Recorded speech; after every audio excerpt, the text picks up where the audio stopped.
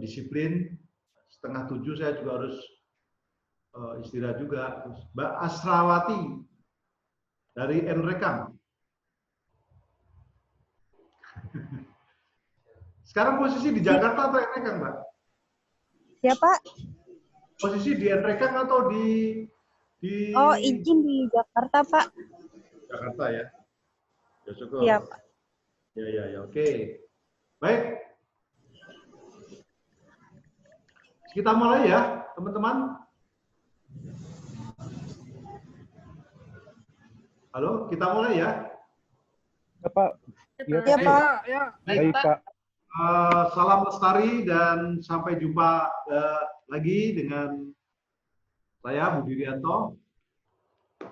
2 kali pertemuan dengan saya yang lalu kita membahas tentang kawasan konservasi.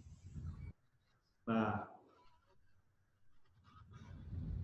materi yang saya sampaikan itu adalah hanya makro-makronya saja.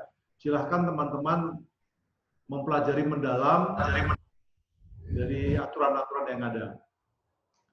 Terus sore hari ini kita akan membahas lagi satu materi yang terkait dengan satwa liar.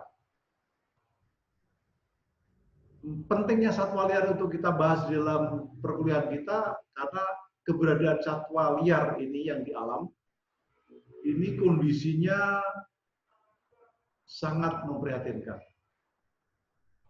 Oleh karena itu, posisi satwa liar di alam perlu untuk dikelola. Jangan sampai satwa liar ini, di mana Indonesia terkenal dengan mega biodiversity-nya, termasuk 5 negara besar yang mempunyai keanekaragaman hayati yang besar, itu punah akibat pembangunan. Perlu diketahui bahwa kalau kita berbicara Undang-Undang Konservasi Hayati, setidak-tidaknya Undang-Undang Konservasi Hayati ini atau Undang-Undang 5 tahun 90 ini memandu 2 hal, yaitu perlindungan kawasan dan perlindungan jenis. Lanjut, Mas.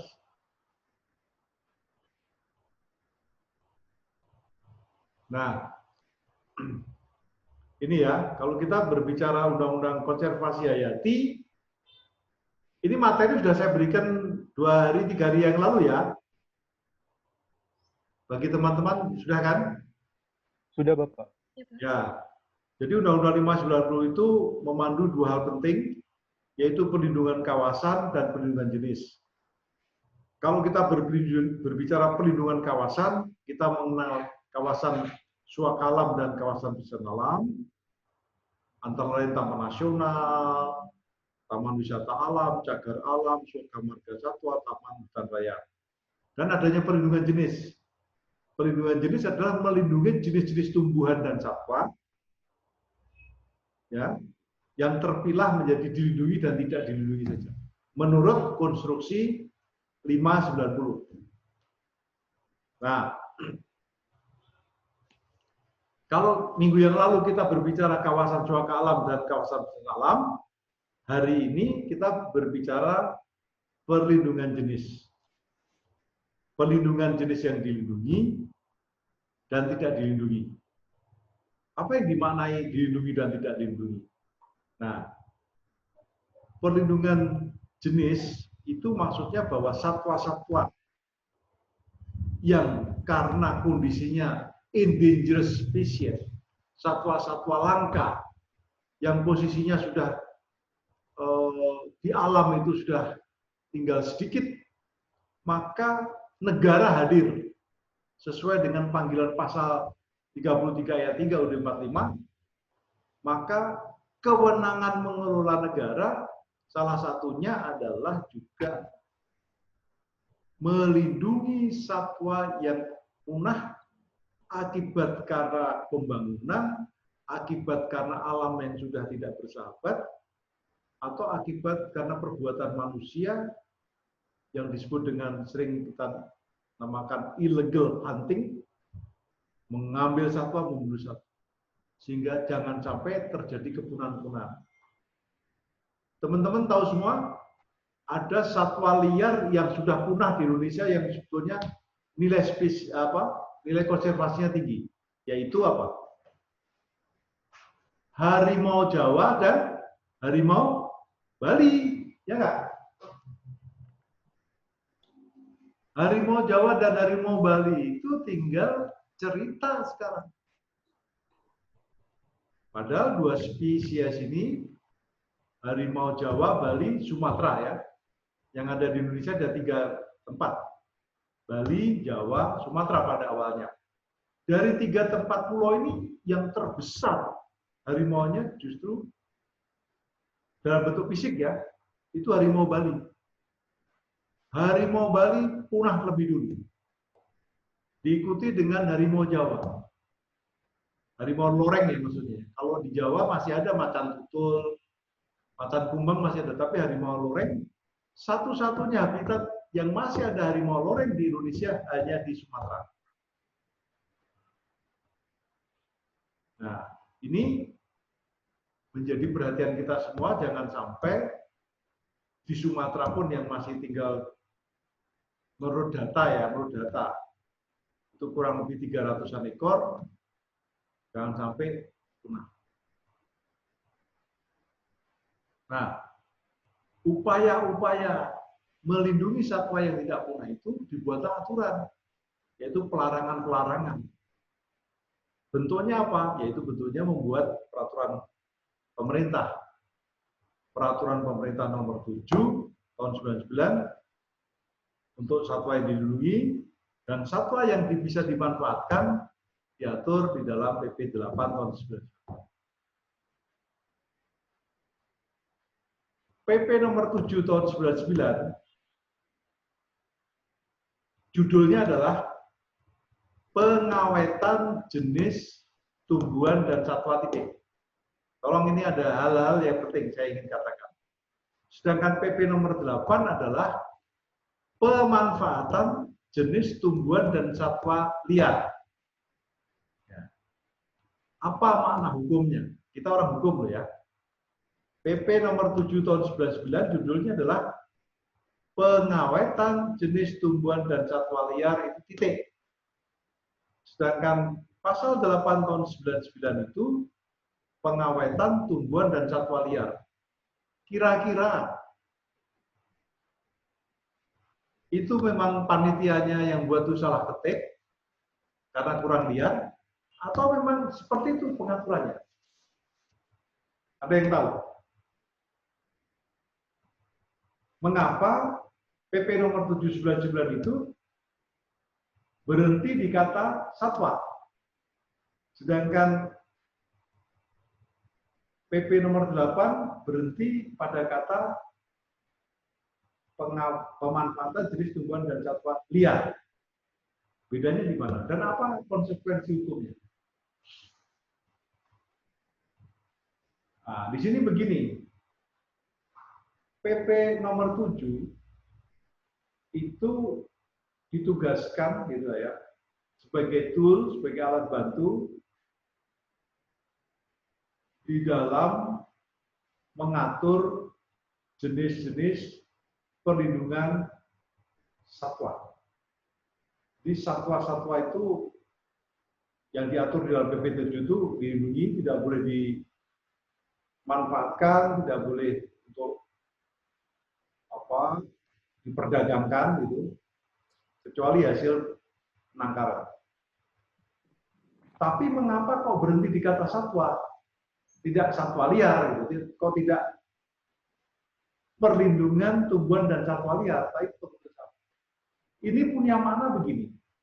Kita ketahui bersama bahwa tumbuhan dan satwa itu ada yang sudah didomestifikasi, rare, dipelihara, ya tidak, di peternakan, di pertanian, ya tidak, sapi, ayam, dan sebagainya. Suatu saat, apabila satwa-satwa yang tidak liar ini, yang sudah didomestifikasi ini, mengalami wabah, penyakit, misalnya tetelo, misalnya, atau sapi gila, misalnya, sehingga jumlahnya itu menjadi tinggal sedikit di alam di Indonesia, misalnya ayam nih, akibat flu burung, jenis-jenis ayam ini tinggal, katakanlah di Indonesia tinggal 1.000 ekor atau 2.000 ekor. Maka atas dasar PP nomor 7 tahun 99 ini, walaupun dia tidak liar, dapat negara menetapkan satwa-satwa ini sebagai satwa yang dilindungi. Oleh karena itu, PP nomor 7 ini berhenti di kata satwa. Berarti menjangkau juga satwa-satwa yang bukan satwa liar. Ini bisa terjadi apabila terjadi wabah penyakit dan PP ini akan masuk bertugas untuk menetapkan sebagai satwa yang dilindungi. Itu. Sedangkan PP nomor 8 tahun 99 tentang pemanfaatan jenis tumbuhan dan satwa liar adalah memang untuk dimanfaatkan, baik itu diperdagangkan, diperjualbelikan, untuk penelitian, karena kondisi di alam masih dianggap aman, karena populasi di alam masih melimpah. Misalnya jenis-jenis burung tertentu, satwa-satwa tertentu, karena di alam masih bagus, maka bisa dimanfaatkan. Namun, satwa liar ini biarpun dimanfaatkan, karena statusnya tidak dilindungi, pemerintah tetap mengatur dengan kuota. Berapa tahun ini, misalnya burung jalak uren itu dapat dimanfaatkan, misalnya 3.000 ekor. Terus tokek itu mempunyai nilai ekonomi ya. Tahun ini 5.000 ekor. Diekspor, itu semuanya diekspor. Itu. Nah, di sebelah bagan ini yang kita lihat bersama, itu ada taman buru. Ya kan? Di sebelah bagan ini ada taman buru. Taman buru itu areal yang dapat digunakan untuk berburu secara teratur. Materi tentang taman buru minggu depan akan kita bahas. Tidak, ini tidak kita bahas ya. Oke, lanjut.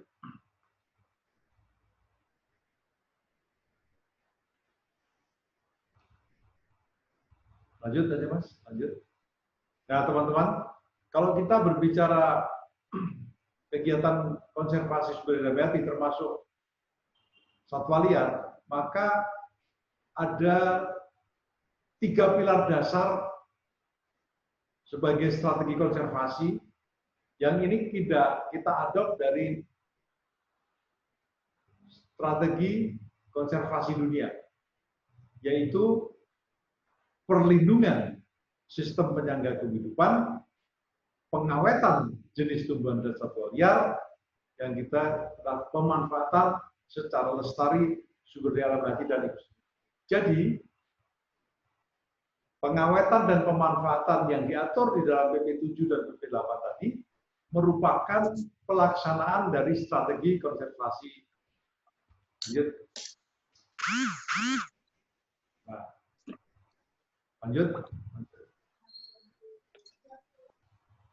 Nah, apa sih tujuan perlindungan jenis itu?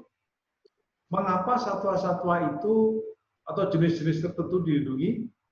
Seperti saya katakan tadi, bahwa tujuan perlindungan jenis itu karena untuk menghindari kepunahan jenis. kita ketahui di hutan Kalimantan, ya, ada yang berasal dari Kalimantan nggak? Oh, dari Riau ya tadi, Mas siapa tadi? Mas Rudri, Pak Rudri. Mas Rudri ya. Dari Riau. Bahwa sekarang ini akibat kebijakan pemerintah, sejak dulu ya, sejak tahun 67 ya sampai sekarang, di mana ada dalam tanda petik eksploitasi kawasan hutan, maka kalau kita berbicara kawasan, ada plasma nutfah. Yang diberikan izin itu adalah kawasannya, terus kemana jenis-jenis yang punya habitat, di mana sekarang sudah menjadi HTI, di mana menjadi tambang, di mana menjadi kebun kelapa sawit, pasti akan tersingkirkan, pasti akan tergeser. Nah, tergesernya ini akan membahayakan jenis itu. Dengan tergesernya ini bisa jadi dia itu akan ditangkap oleh pemburu-pemburu liar, ya. Terus dia bisa kehilangan pakan, ya. Terus dia bisa diperdagangkan dan segala macam. Padahal satwa-satwa di Riau itu ya mulai dari gajah, harimau, beruang, madu, rusa dan segala macam, dengan adanya habitat yang terganggu, pasti dia akan terpinggirkan. Nah, ini nanti akan kita bahas pada poin ke-9. Itu karena menghindari kepunahan. Jadi jangan sampai dia punah akibat kebijakan yang tidak terkoordinasi dengan baik. Yang kedua, jangan sampai ada pencemaran genetik. Ya, perlindungan jenis ini jangan sampai terjadi pencemaran genetik. Kalau satwa-satwa tertentu akibat perkawinan dengan spesies yang lain dan akhirnya terjadi pencemaran genetik, maka keaslian daripada satwa itu akan membahayakan bagi kemurnian jenis. Maka setiap perbuatan untuk melakukan persilangan jenis dilarang. Sering kalian teman-teman ke pasar ya, ke pasar burung, melihat ayam hutan kawin dengan ayam kampung. Yang namanya ayam apa itu? Ayam yang suka dipelihara orang itu. Ayam hutan dikawin dengan ayam kampung, akhirnya menjadi ayam bekisar. Ya enggak? Sebetulnya posisi ayam bekisar ini merupakan kegiatan pencemaran genetik. Karena apa? Karena bukan spesiesnya, sehingga kalau dia dilepas di hutan, ayam bekisar ini akan merusak lagi genetik-genetik yang lain. Oleh karena itu, kegiatan yang demikian dilarang. Ada lagi orang-orang tertentu, orang-orang yang kalangan atas, pernah mendengar liger, lion, tiger. Lion tiger itu merupakan persilangan antara singa dan harimau. Ini adalah perbuatan pidana menurut Undang-Undang Konservasi Hayati. Jadi perbuatan menyilangkan yang bukan jenisnya dilarang menurut hukum karena kemurnian jenis akan tercemar. Yang ketiga, perlindungan jenis itu untuk keseimbangan ekosistem. Kenapa? Apa maknanya? Dari sisi keseimbangan ekosistem. Ya ini memang sedikit teknis ya, saya sedikit teknis. Di alam itu ada yang disebut dengan prey dan predator. Kebetulan saya dulu berkesempatan S1 saya itu biologi dan hukum. Jadi ketika berbicara teknis biologi saya sudah paham. Nah, teman-teman yang murni hukum ini, tolong ya, dalam konteks keseimbangan ekosistem itu, bagaimana prey yang dimangsa dengan predator itu pemangsanya. Rusa Kalau dihadapkan dengan harimau, maka posisi rusa sebagai prey, P-R-E-Y, prey. Sedangkan harimau sebagai predator, pemangsa. Nah, kalau jumlah rusanya di alam ditangkapi orang diambil dagingnya, maka harimau akan kehilangan atau kekurangan prey-nya, kekurangan mangsanya. Kemana dia larinya? Ke penduduk. Itu tanya Mas, siapa yang dari Rio ini? Atau Mas Rompas nih. Jadi, seringkali ada harimau masuk ke kampung, terus ditangkap, itu jangan terlalu menyalahkan harimaunya.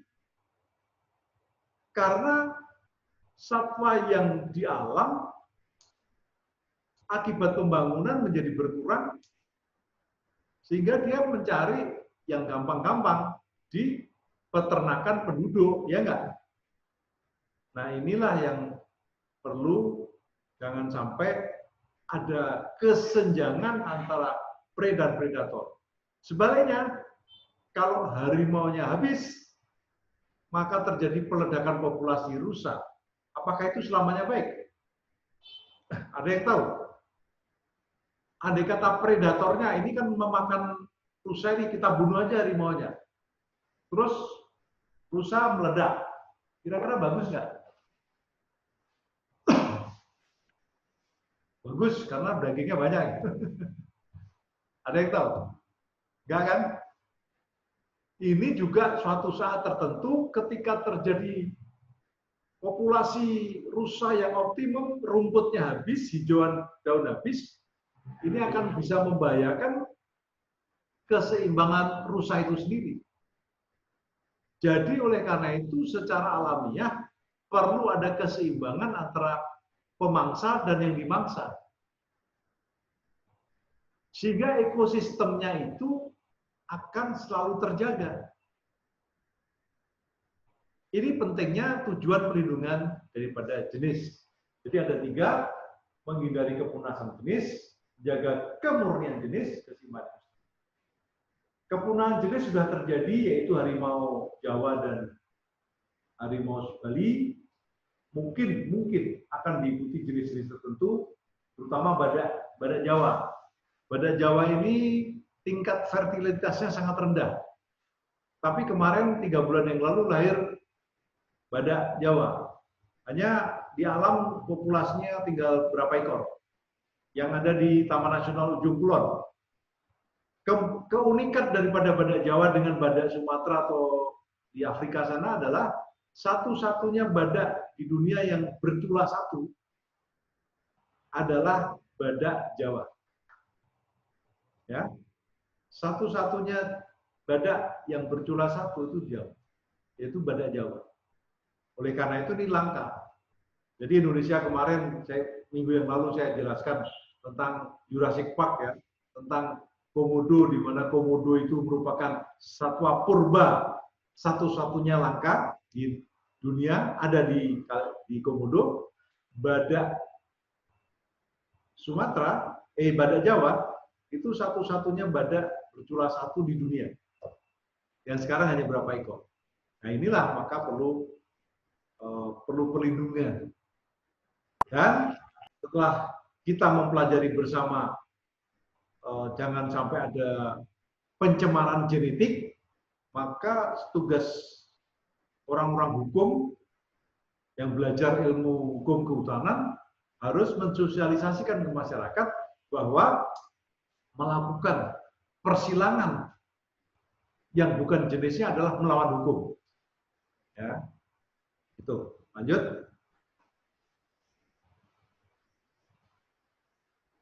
Ya, lantas kalau tadi adalah langkah-langkahnya apa, tujuannya apa, sekarang upayanya apa? Upaya pengamatan jenis. Maka pemerintah menetapkan golongan jenis ya yang dilindungi, yaitu harimau, gajah, beruang madu. Terus kalau di Sulawesi itu anoa, babi rusa, ya, ayam hutan, komodo, dan beberapa jenis, lihat di lampiran PP nomor 7 tahun 99. Ya, PP nomor 7 tahun 99. Nah, pertanyaannya adalah Indonesia itu meratifikasi konvensi tentang perdagangan satwa, yaitu konvensi CITES. Di mana konvensi ini sudah diratifikasi. Pada waktu itu, sejak tahun 60 sampai 99, setiap ratifikasi konvensi dengan Kepres, tidak dengan undang-undang. Karena apalagi konvensi yang sifatnya ada nilai ekonominya, termasuk konvensi CITES ini. Nah, konvensi ini kalau sudah diratifikasi, maka mestinya negara menundukkan diri. Sejauh tidak bertentangan dengan prinsip-prinsip negara kesatuan ini, maka harus diikuti. Pertanyaannya, mengapa di dalam Undang-Undang 590 tidak mengikuti konstruksi di dalam konvensi CITES? Di dalam konvensi CITES itu satwa dipilah menjadi 3. Yang menurut mereka istilahnya Apendik 1, Apendik 2, Apendik 3. Apendik 1 itu adalah jenis-jenis yang dilindungi mutlak. Apendik 1 adalah jenis-jenis yang dilindungi mutlak. Harimau, kalau secara internasional, harimau, jerapah, gajah, dan segala macam dilindungi mutlak. Artinya satwa-satwa yang tidak boleh diutak-atik, dititik, kecuali hanya untuk pengembangbiakan, penelitian. Itu. Apendik 2 adalah satwa-satwa yang dilindungi tetapi bisa dimanfaatkan dengan kuota. Apendik 3, jenis-jenis yang bisa dimanfaatkan. Itu ada 3 kategori di dalam konvensi CITES. Tetapi mengapa di Indonesia pada waktu lahirnya Undang-Undang Konservasi Hayati hanya memilah menjadi 2, dilindungi dan tidak dilindungi? Nah, pertanyaannya, kira-kira membentuk undang-undang itu mengapa hanya membagi 2 kok tidak mengikuti konstruksi konvensi CITES? Kira-kira apa? Siapa yang bisa tahu?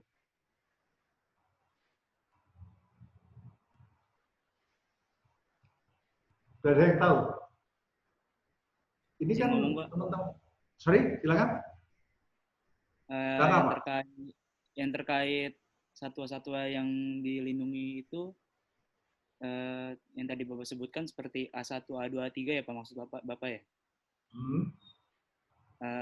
Kenapa di Undang-Undang Nomor 5 Tahun 1990 tentang konservasi hanya dipilah 2? Mungkin menurut saya karena pada dasarnya undang-undang tersebut dalam ketentuan pidananya hanya mengatur terkait masalah ini Pak, yang tidak dilindungi dan tidak dilindungi, dan cuma mencakup hal-hal yang berbau seperti untuk penelitian ataupun perburuan gitu Pak. Kalau yang saya tahu sih itu Pak. Makanya cuma dibagi 2. Makanya cuma dibahas mengenai yang dilindungi dan yang tidak dilindungi saja Pak. Seperti itu. Terima kasih Mas. Mas siapa namanya? Mas Ilham Pak. Mas Ilham? Ya. Oke, masih Mas Ilham. Bagus. Alasannya baik. Ada lagi yang punya pendapat?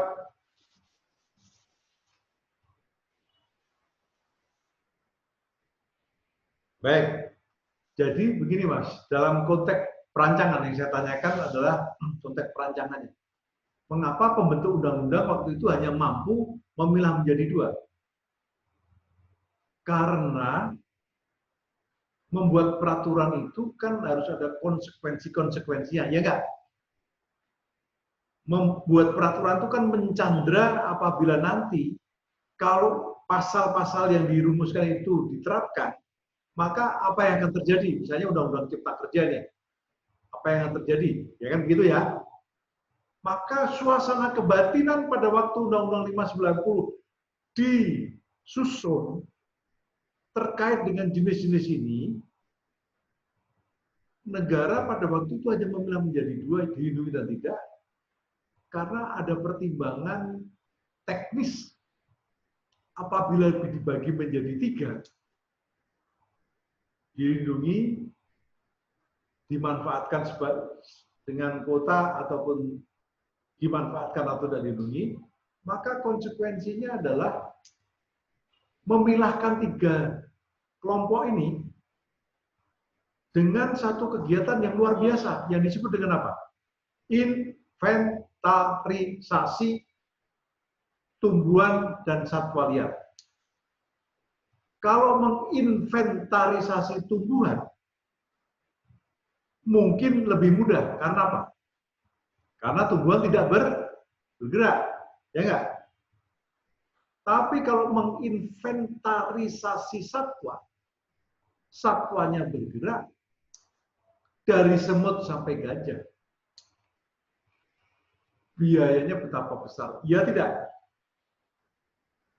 Nah, oleh karena itu pada waktu itu suasana kebatinan pembentuk undang-undang udah kita pilih dulu menjadi dua untuk penyelamatan cepat.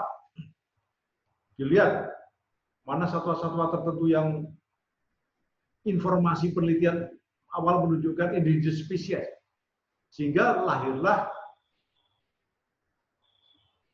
lampiran PP nomor 7 tahun 1999 jenis-jenis dilindungi. Mestinya sekarang sudah undang-undang ini sudah 30 tahun. Mestinya kita harus sudah berani melakukan inventarisasi itu. Ya, maka dari itu di dalam usulan perubahan Undang-Undang 590 saya mengusulkan agar konstruksi pemilahan satwa dilindungi itu mengikuti konstruksi appendix CITES. Supaya apa? Supaya di dalam perdagangan internasional Indonesia inline dengan konvensi CITES, sehingga para pelaku-pelaku ekonomi tidak mengalami kesulitan di dalam proses perdagangan. Itu ya Mas ya. Terus upaya pertama adalah penggorongan. Saya itu adalah pengelolaan jenis tumbuhan satwa dan habitatnya. Pengelolaan Mas ya. Kalau kita berbicara pengelolaan jenis tumbuhan dan satwa liar, maka berarti di habitatnya. Habitatnya di mana? Habitatnya di mana? Alam liar, Pak. Ya, ya di hutan lah, di alam lah.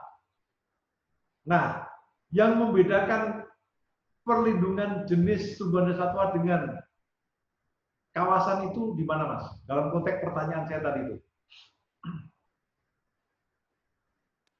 Maaf, Pak, apa, Pak?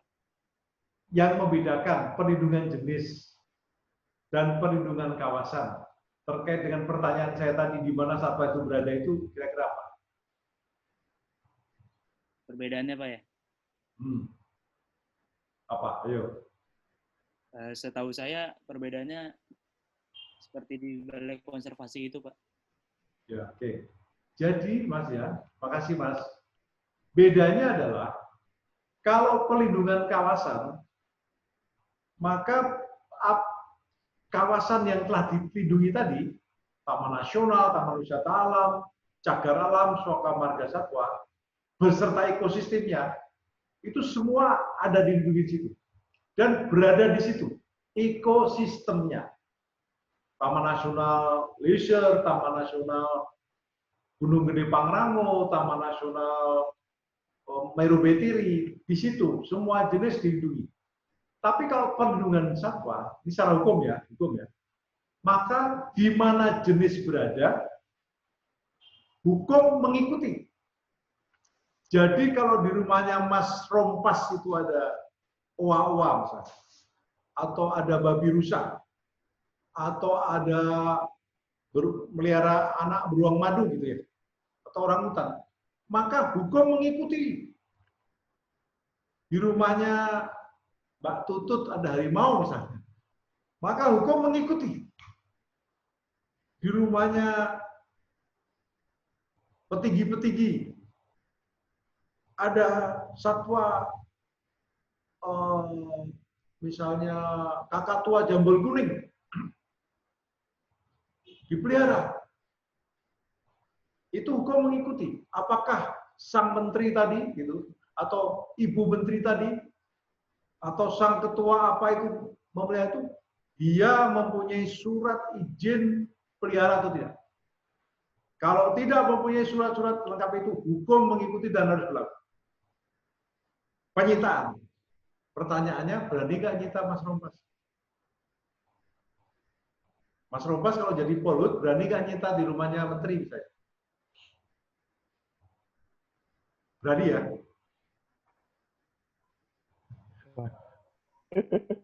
Mas Rudri berani nggak? Ya jawabannya berani, karena demi hukum. Hukum. Ya. Aturannya kan mengatakan bahwa satwa yang dilindungi tidak bisa dipelihara, kecuali ada izin khusus hasil penangkaran.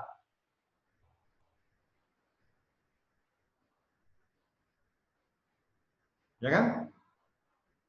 Jadi kalau di rumah di Riau sana ada anak beruang madu lagi lari karena kawasannya ditebang, terus ditangkap penduduk, terus sampai beli, sayang ini lucu katanya dipelihara di rumah, ya sampai sasaran Balai KSDA Riau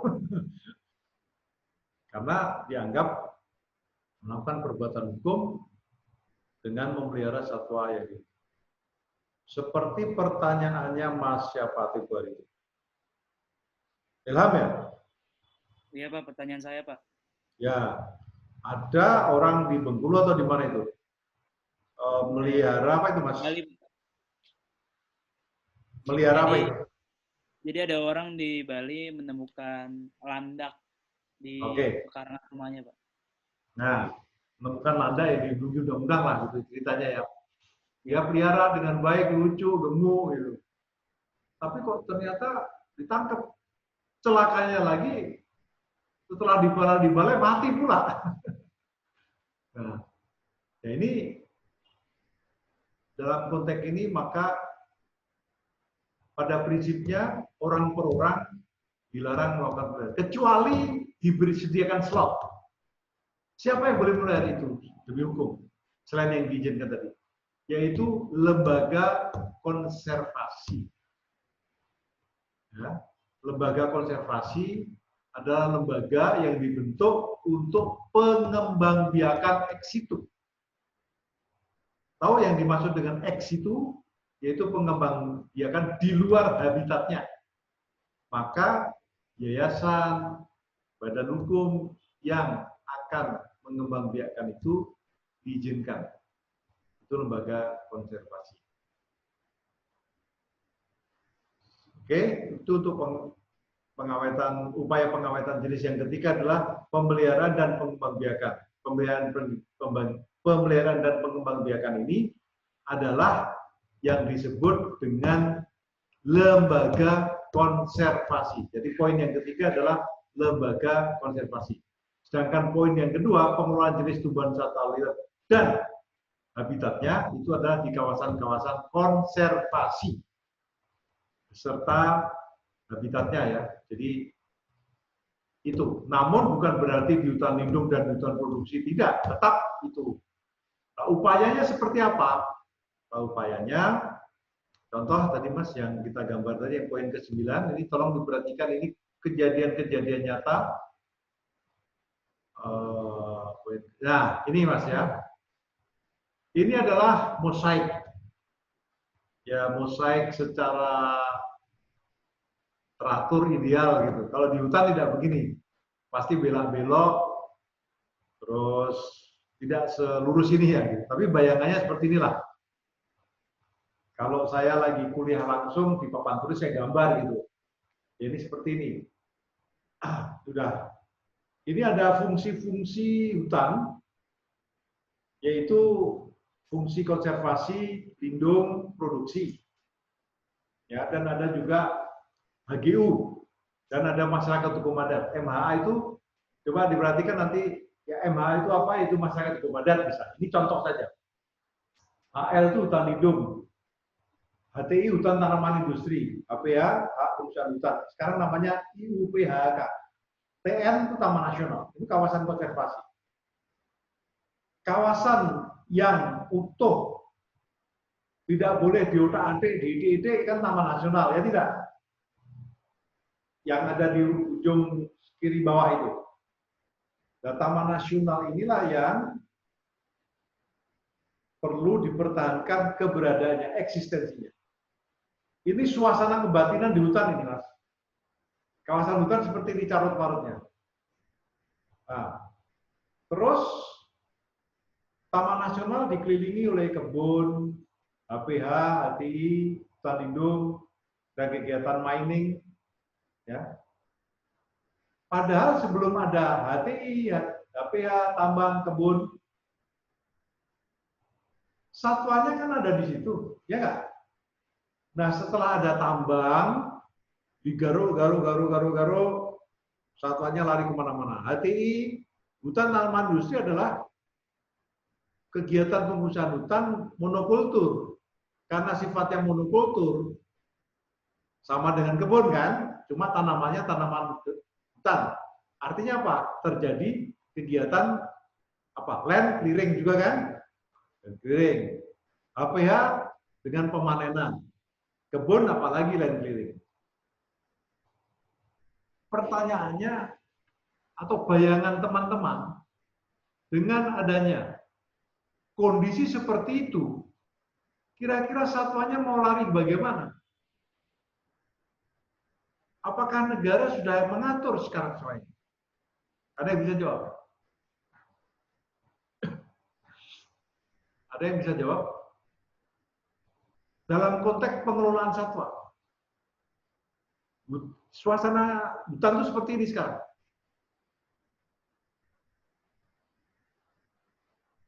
Bisa membayangkan kan?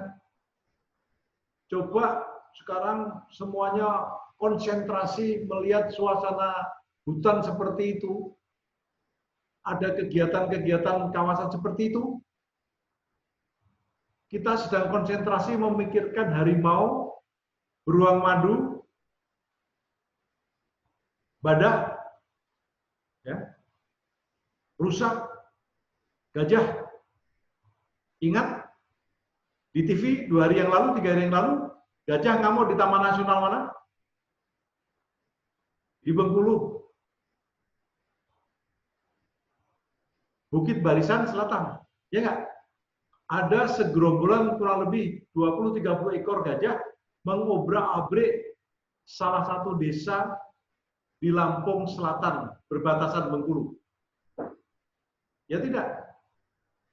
Tidak pada ngikuti TV ya? Atau di YouTube atau di mana lah. Sekarang bayangkan itu. Mengapa bisa terjadi seperti itu? Nah, ini gambarannya seperti ini. Kira-kira apakah penentu kebijakan sudah memikirkan bagaimana penyelamatan jenis seperti yang diatur di dalam PP nomor 7 tahun 19? Coba, saya ingin tahu teman-teman. Ada nggak mahasiswa pasca sarjana Fakultas Hukum Universitas Indonesia? Harus belajar dong. Dosennya aja profesional. Anda harus lebih profesional. Coba sekarang. Lihat ini. Ada situasi hutan yang kondisinya banyak sekali perizinan seperti ini di dalamnya. Siapa yang akan menyelamatkan satwa-satwa itu? Adakah kebijakan-kebijakan yang mengatur sebenarnya satwa harus kemana? Sehingga kita bisa menyelamatkan sang satwa. Ada yang bisa jawab? Tahu saya kebijakannya nggak ada, Pak. Belum ada? Setahu saya belum ada, Pak. Setahu saya. Ya. Dengan Mas siapa ini? Mas Ilham lagi, Pak. Oh, Mas Ilham. Ada lagi yang lain?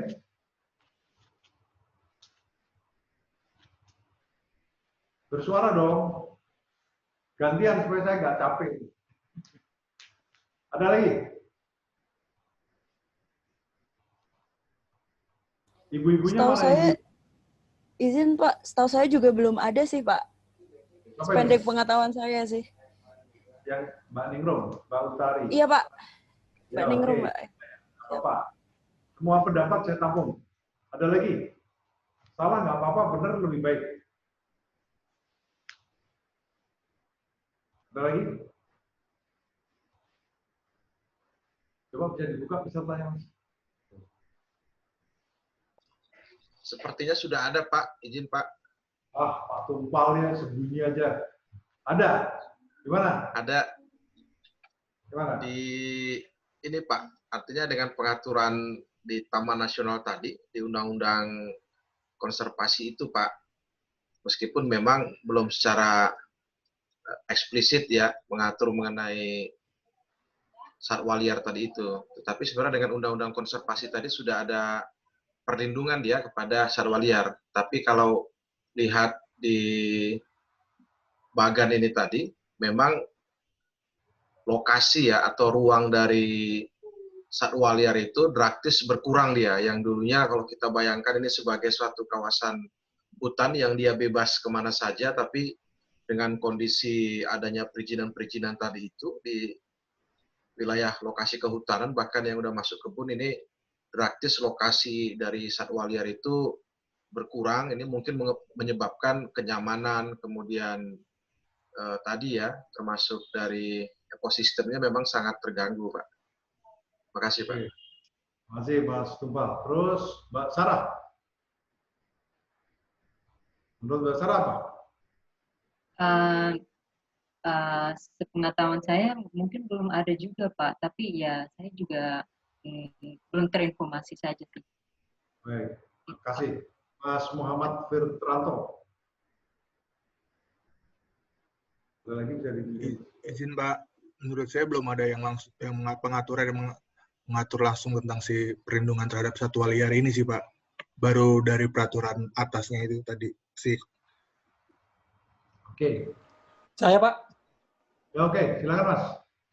menurut saya sudah ada Pak, cuman saya bingung, tapi menurut saya tentang PP nomor 13 tahun 94 tentang perburuan satwa buru, ini di dalam sini sebenarnya sudah ada mengatur tentang bagaimana kebijakan-kebijakan izin, hak, dan kewajiban.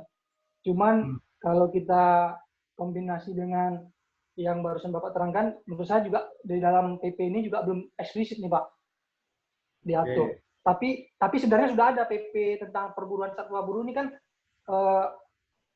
sekitar 24 atau 25 halaman ini sedikit banyaknya ada tentang sedikit banyak mengatur tentang izin-izin itu Pak. Saya pendekatannya kepada izin ya Pak. Oke. Mas Rudri. Ada pendapat? Mas Musdianto Pak. Ya, Mas Musdianto. Tapi sekaligus saya mau menanggapi dan bertanya nih Pak. Jangan nanggapi dulu, pertanyaan saya dulu. Oh, siap ya Pak, siap Pak. Oke, kalau gitu sama lagi nih, yang belum bicara nih.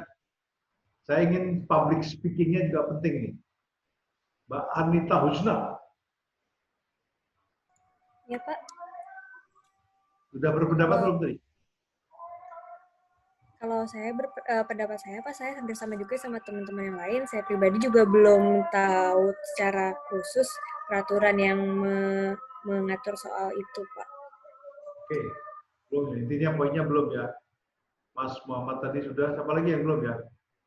Oke, saya akan jawab. Mas siapa ya? Roni Paulian Esa, RH ini. Gimana menurut RH, Pak? Mas? Ya, RH. Menurut hemat saya sih belum ada yang lebih jelas ya Pak ya. Belum. Oke. Hanya spesimen-spesimen saja yang sudah ada. Gitu Oke. kayak tadi contohnya adalah burung. Oke Mas. Apalagi yang belum ada yang pendapat lain? Nah, begini. Perlu diketahui kalau kita berbicara pengelolaan hutan itu bukan hukum yang sendiri. Bukan seolah-olah kita konsentrasi ke Undang-Undang 590 atau ingat, setiap pengusahaan setelah lahirnya Undang-Undang Lingkungan Hidup, ya enggak? Undang-undang sekarang yang terbaru adalah Undang-Undang 32 tahun 2009 ya. 32 tahun 2009. Undang-Undang Lingkungan Hidup mewajibkan setiap usaha kegiatan harus studi analisis mengenai dampak lingkungan, ya enggak? Atau UKL-UPL, ya tidak? Studi analisis mengenai dampak lingkungan adalah studi holistik yang terdiri dari komponen-komponen fisik, kimia, biologi, fisika, sosial, kesmas. Jadi, nah kalau kita berbicara fisik, biologi, sosek dan seterusnya, maka satu unsurnya biologi. Salah satu yang diawasi biologi adalah perilaku dan populasi satwa di dalam kawasan. Nah, di dalam studi analisis mengenai dampak lingkungan, maka akan berbicara apa yang disebut dengan rona lingkungan awal.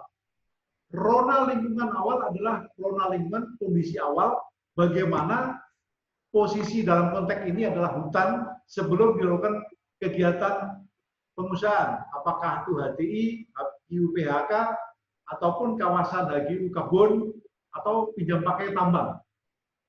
Ronanya seperti apa?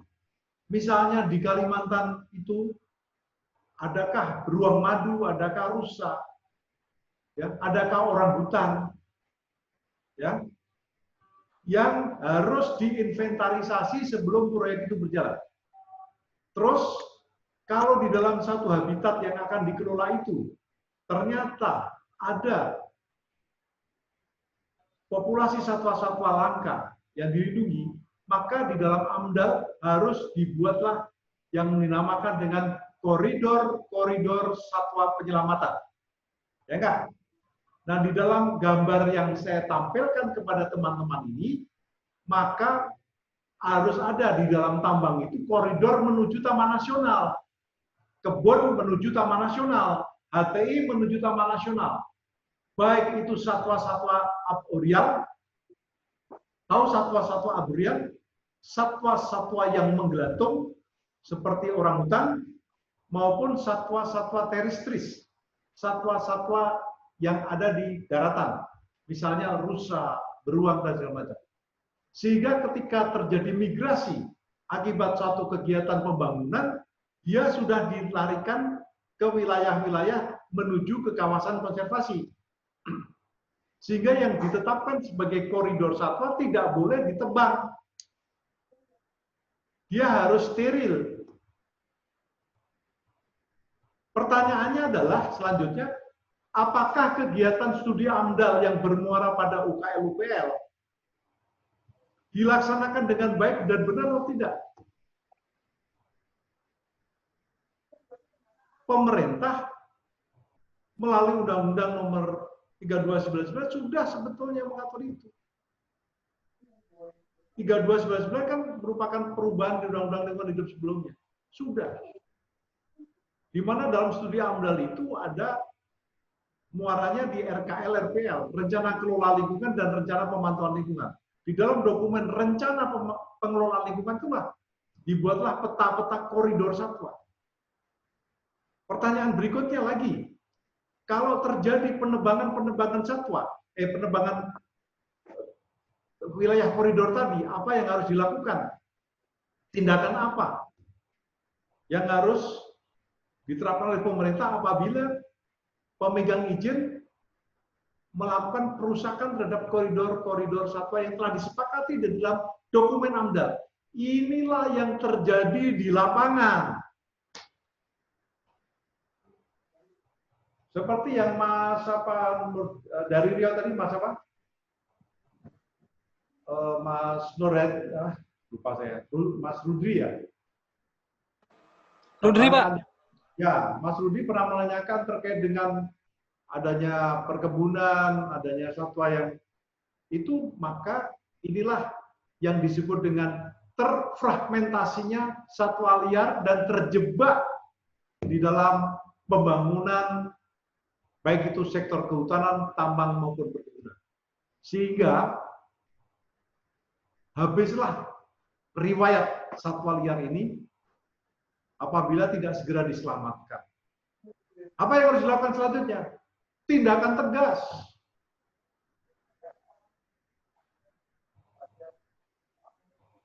Karena kehadiran satwa di dalam ekosistem itu mempunyai arti. Kehadiran satwa diciptakan oleh Tuhan ada itu pasti ada dalam konteks keseimbangan.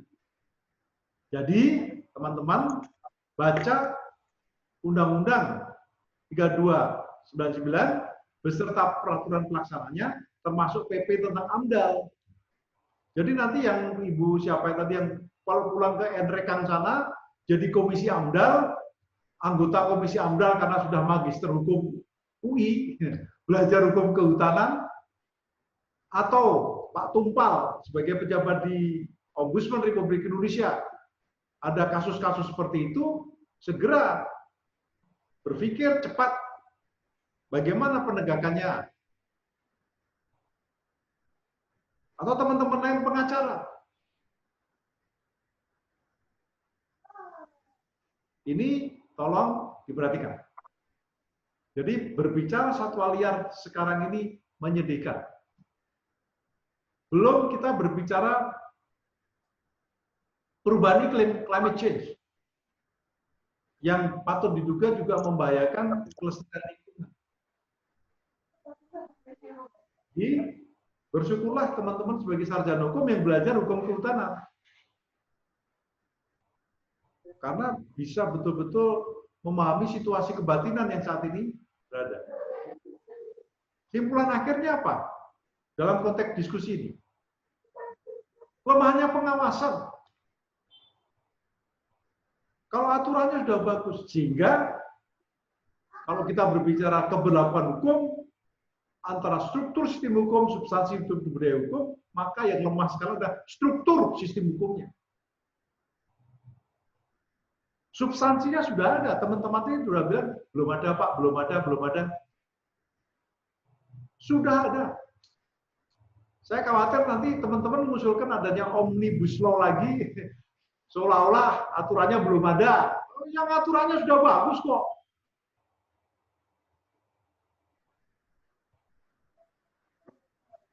Strukturnya saja, siapa strukturnya? Ya pelaksananya. Sama mentalitas budaya hukum masyarakatnya. Yang tidak disiplin. Itu ya Mas ya. Karena siapa lagi yang membela satwa? Teman-teman harus baca teori tentang keadilan lingkungan, keadilan ekologi. Berbicara mengenai satwa liar ini, berbicaralah keadilan ekologi. Karena satwa-satwa liar pun dan tumbuhan liar juga harus punya hak untuk keadilan. Ya? Lanjut. Belum, atas lagi Mas. Balik lagi. Nah, ini PP nomor 7, ini kita berbicara pengawetan jenis ya. Terus, sampai di sini ada pertanyaan? Saya Pak. Oh, silakan. Baik Pak, terima kasih. Ini sangat menarik sekali Pak tentang pengawetan dan pemanfaatan ini Pak. Dalam artian sempit saya memahami bahwa sumber daya alam terhadap satwa dan tumbuhan ini sebagai suatu pertahanan terhadap negara, Pak. Pertahanan terhadap kedaulatan juga. Kalau bicara tentang hutan di Sumatera ini hampir semuanya sudah diluluhlantakan, baik itu dibakar maupun tidak dibakar dengan sengaja. Yang menyebabkan juga tadi yang disampaikan Bapak juga tentang hewan-hewan satwa liar sampai ke pemukiman di Riau juga sudah banyak. Tapi saya juga ingin melihat bahwa efektivitas tentang hukum dan pengawasan. Bahwa apapun peraturan yang telah diterbitkan tentang perlindungan, baik itu hutan, lingkungan, maupun satwa, kendalanya tetap pada efektivitas dan kedisiplinan. bagaimana kita lihat juga sekarang, kalau saya beralih kepada laut, bagaimana kekayaan kita di laut. Ada terbit juga permen tentang Kementerian Kelautan dan Perikanan nomor 12 tahun 2020 tentang pengelolaan benih lobster yang tiba-tiba akan diekspor ke luar negeri. Ini juga menjadi suatu hal yang kontroversial, yang seharusnya ini menjadi suatu pertahanan terhadap negara sendiri. Negara saja belum seutuhnya dibangun, baik itu pangan, ketahanan energi, ini sudah ada isu, bukan isu lagi, bahkan sudah ada keinginan untuk mengekspor lobster.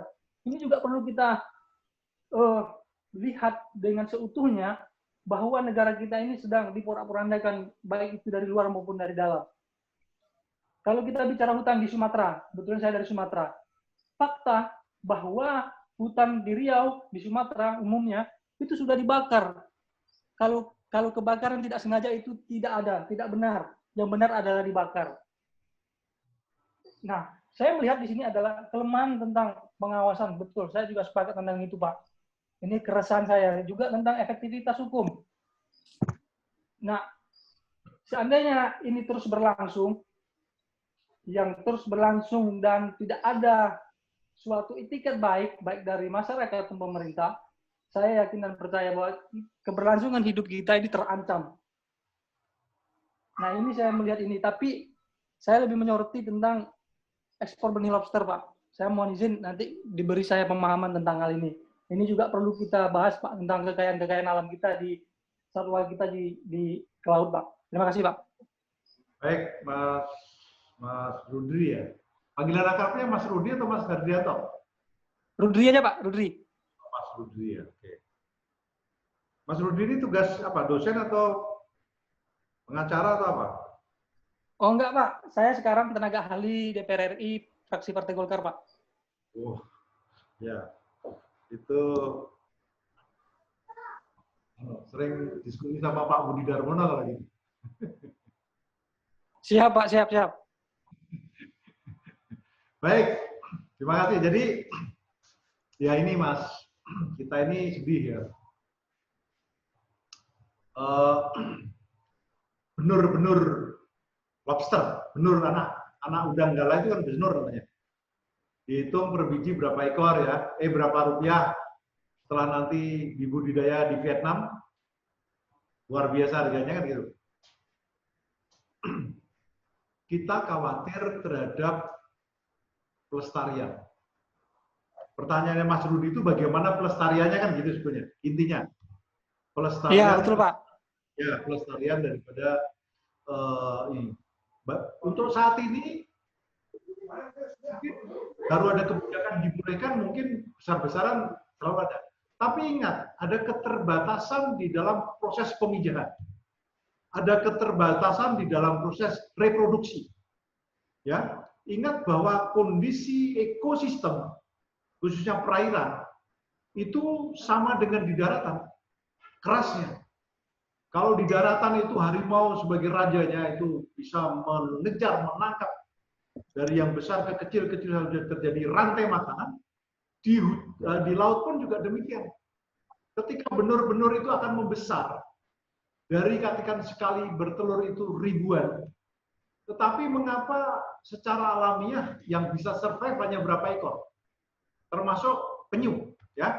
Penyu sekali bertelur ratusan. Tetapi ketika toke itu anak penyu yang baru bisa berjalan menuju laut, itu dari 1000 yang bisa struggle for life paling banter 25 ekor.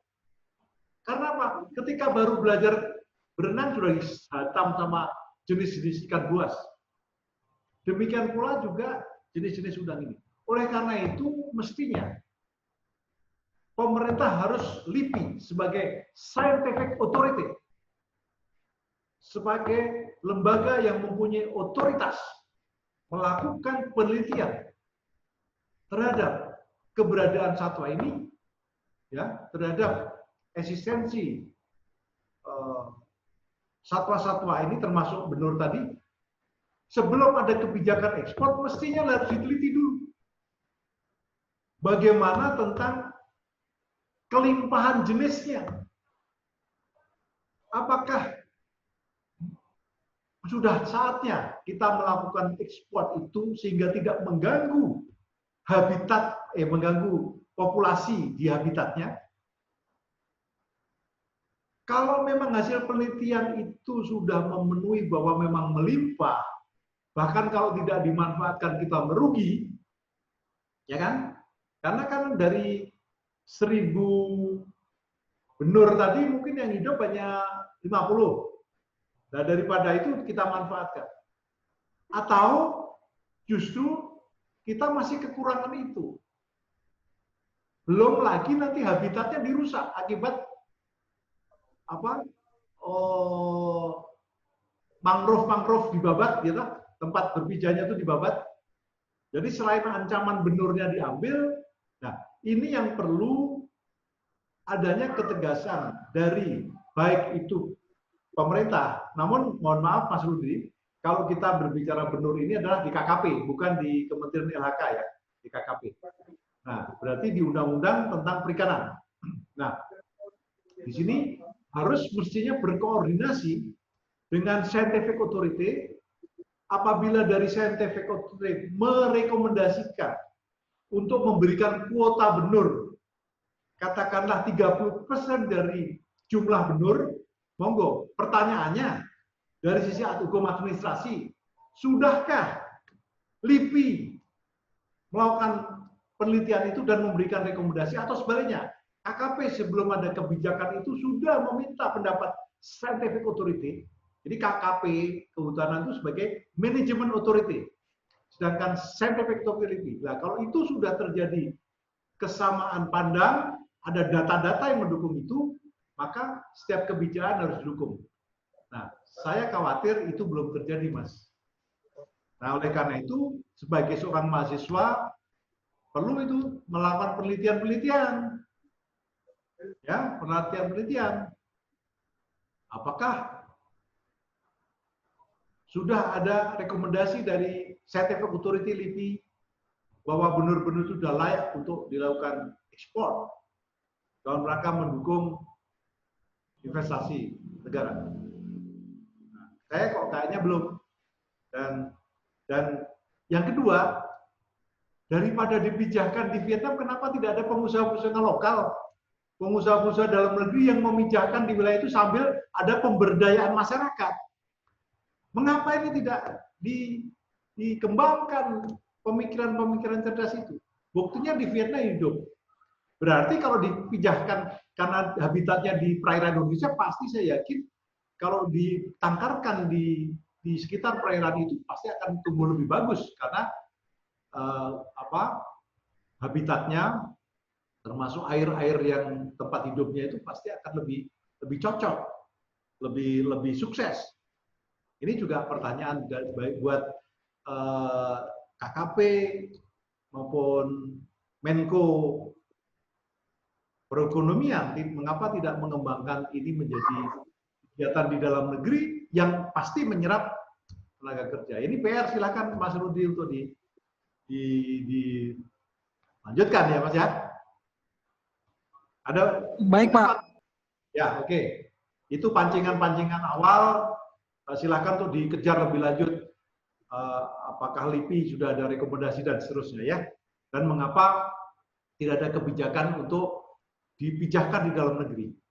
Karena tidak hanya masalah kesuksesannya, tetapi juga penyerapan tenaga kerja, di mana jumlah pengangguran saat ini makin besar. Diskusi.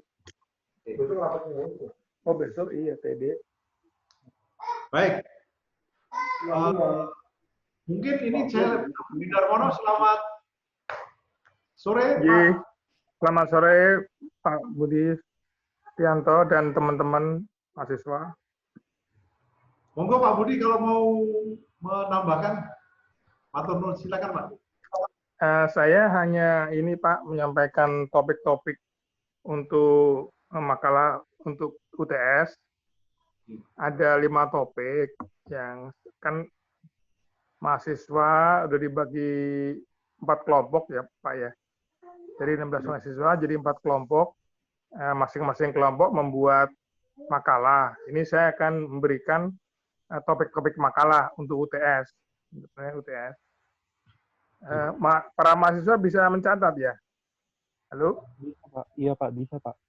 Ya, yang untuk UTS ini makalahnya. Ada 5 topik.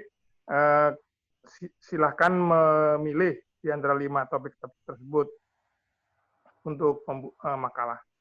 Yang pertama, kebijakan pemerintah di bidang kehutanan, review atau tinjauan kebijakan pemerintah di bidang kehutanan dalam Undang-Undang Cipta Kerja.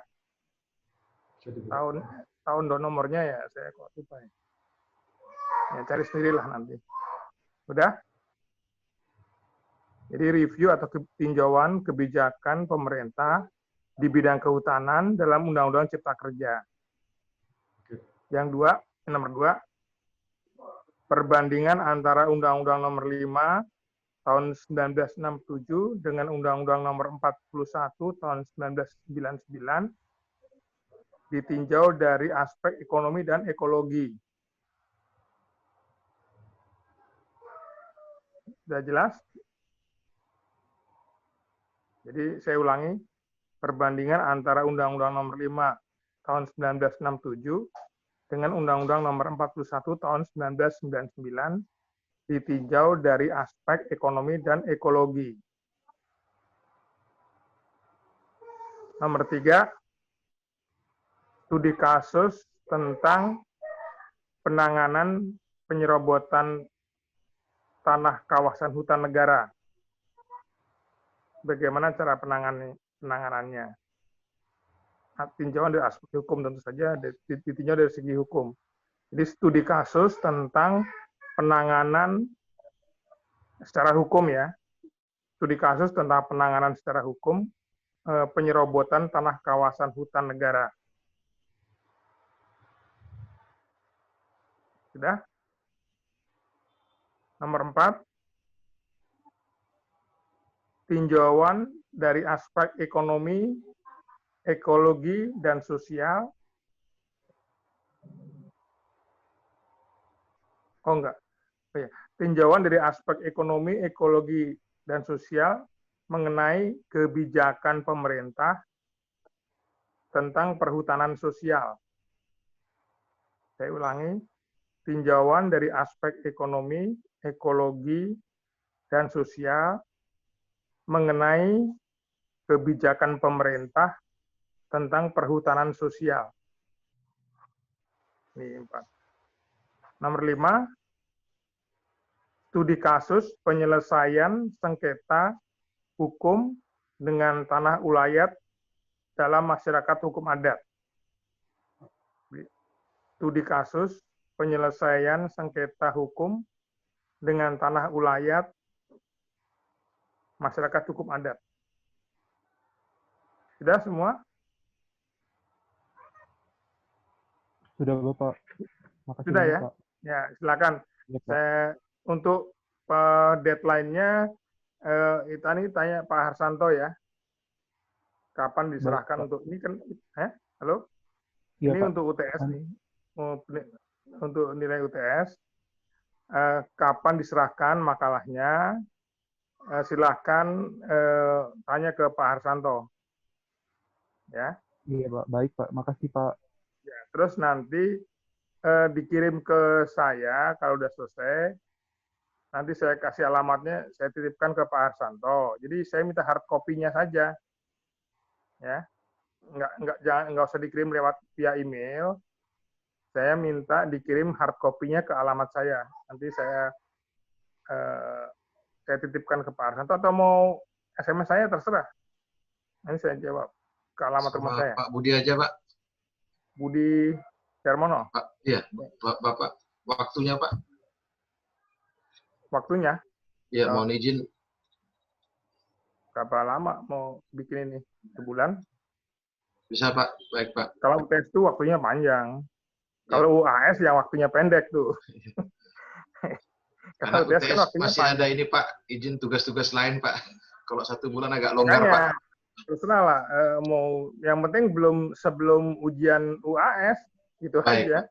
Karena UTS ini kan nanti kan digabung dengan UAS nilainya. Ya, jadi waktunya cukup panjang lah. Nah, gimana? Apakah nanti SMS ke saya kasih nomor HP saya, nanti saya kasih alamatnya, alamat rumah saya, supaya Boleh, nanti Pak. makalahnya dikirim ke Ya. sana. Ya, nomor HP Baik, Pak. saya, 0812 108 6122. Saya ulangi 0812 108 6122. Ya. Ya, baik, Pak. Nah, jadi kalau membuat makalah itu ada hal yang mungkin saya pesankan. Jadi harus ada, kalau kita kan bikin makalah hukum ya, dasar hukumnya dulu apa? Yang jelas kan, kalau bikin argumen ya, dasar hukumnya, logika hukum, dan teori hukum. Nah, 3 itu harus masuk. Nah, kalau mengenai sistematika, ya Anda semua sudah tahu lah bagaimana harus membuat makalah. Tapi kalau argumen, yaitu tadi kalau analisis, ada dasar hukum, ada logika hukum, ada teori hukumnya. Ya, silakan. Jelas? Apa ada yang pertanyaan? Jelas semua? Jelas, Pak. Waktunya berarti nih Pak ya? Ya. Hah? Kenapa? Izin. Waktunya berarti sebelum UTS ya Pak? Waktunya, waktu untuk penyerahannya. Penyerahannya Pak? Iya. Ya, saya nggak tahu tuh kapan berakhirnya nih. Kalau nggak salah Desember atau Januari ya. Artinya sebelum UAS lah. Baik Pak, baik. Makasih Pak. Sebulan cukup kan? Karena waktunya tinggal berapa ya? Saya nggak tahu tuh. Mungkin awal sebelum nilai masuk. Saya tahu mungkin Pak Budirianto tahu Pak. Grup dosen Pasawi itu Bu Ratih pernah bilang katanya awal atau pertengahan di Januari itu selesai. Oh, jadi lama. Tapi mungkin Pak Arsanto yang lebih paham Pak. Ya, nanti tanya Pak Arsanto. Tapi terserah gini, kalau Pak Pak Budirianto bentuknya apa Pak untuk UAS? Monggo. Saya terserah Pak. Saya bentuknya pertanyaan dan paper. Oke. Itu Pak. Yang kedua pengalaman ya Pak. Mahasiswa terlalu 1 bulan itu terlalu dimanjakan Pak Budi itu. Karena dibuat 1 bulan, ya karena 1 bulan hari ke-29 baru dia buat Pak. Itu loh. Aduh. Itu iya itu harus ngaku itu Pak. Jadi cukup aja 2 minggu Pak. Karena bikinnya Hamin 1. Ya, Cukup, ada Pak. pokoknya. Halo Pak. Ya, gimana ya? Silakanlah. Ya, silakan aja. Anda terlalu dimanjakan katanya. Silakan ya, saya tunggu deh. Selamat bekerja ya. Kira-kira ada pertanyaan lagi? Ya Pak, saya Ada, Pak Rudri Pak. Ya, apa pertanyaan? Saya ini Pak, saya mau izin untuk live duluan karena orang tua saya sedang sakit Pak. Saya jadi mau pergi ke rumah sakit dulu. Oh, itu terserah. Kan Anda berkelompok kerjanya. Udah Ya, punya Pak, baik, kelompok, udah dibentuk belum kelompoknya itu? Sudah, Pak. Sudah Pak. Nah, sudah kan terserah kerjasama dengan teman-teman aja kan itu tim itu kan kerjanya, ya kan? Nah, dari Jawa pun bisa misalnya Anda kontribusi di teori-teori hukumnya misalnya cari referensinya, terus kemudian memberikan pendapat kan bisa. Terserah itu kan kerja tim ya. Ini udah enak banget ini kerja tim, waktunya lama lagi, waduh. Ya saya mengharapkan kualitasnya juga bagus makalahnya. Pak. Gimana? Cukup jelas ya? Jelas, Pak. Jelas, Pak. Jelas, Pak. Terima kasih. Ya, silakan selamat bekerja. Terima kasih, Silakan Pak. Pak Budianto, monggo diteruskan. Baik, Pak. Terima kasih Pak Budi Darmono. Ini pengalaman aja mahasiswa sekarang kan sistem kebut sehari Pak. Mudah-mudahan. Biar hasilnya maksimal Pak. Izin Pak Budi. Ya bagus. Pak Budi memang Ya, orangnya yang baik. penting hasilnya, saya mau lihat hasilnya ya. Kalau hasilnya mau bagus ya kerjanya harus ya jangan main kebut sehari terus. Nah. Baik, kami lanjutkan Pak Budi Darmono ya mungkin. Kayaknya Pak Harsanto nggak masuk ini, jadi lanjut. Baik teman-teman, tadi kita sudah diskusi bagus, panjang, bahwa permasalahan hutan dan kehutanan ini tidak hanya masalah kawasannya, tapi juga yang mengisi hutan itu, yaitu adalah salah satunya selain manusia juga satwa liar.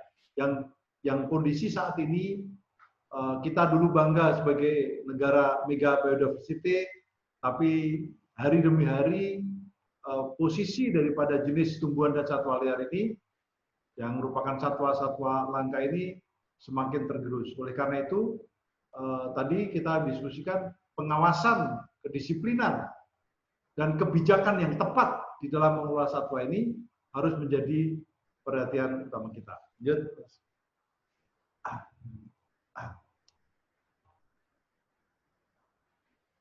Terus satu lagi, Mas.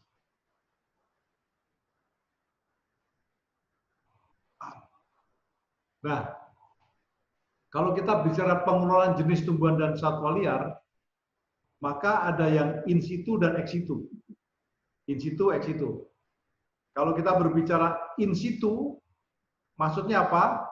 Maksudnya adalah pengawasan pemeliharaan di dalam satu kawasan.